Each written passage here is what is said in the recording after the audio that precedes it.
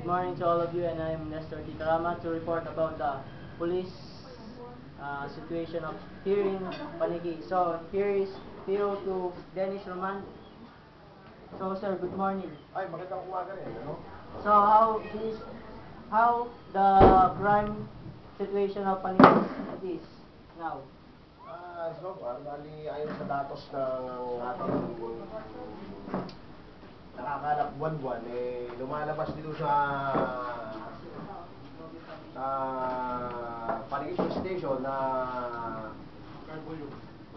medyo mababa ang mga nating mga kaso dahil sa ang kapulisan ng Panigid Police Station masigasig na dito ka kasi tumutulong Dito naman kasi dyan naman. upang masukro ang mga krimen.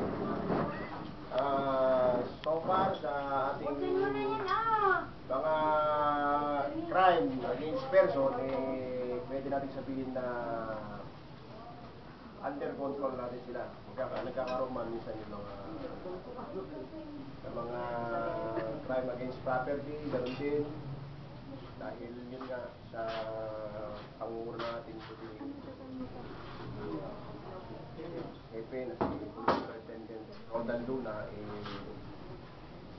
naan naman natin mga budget. So thank you po sir to your cooperation.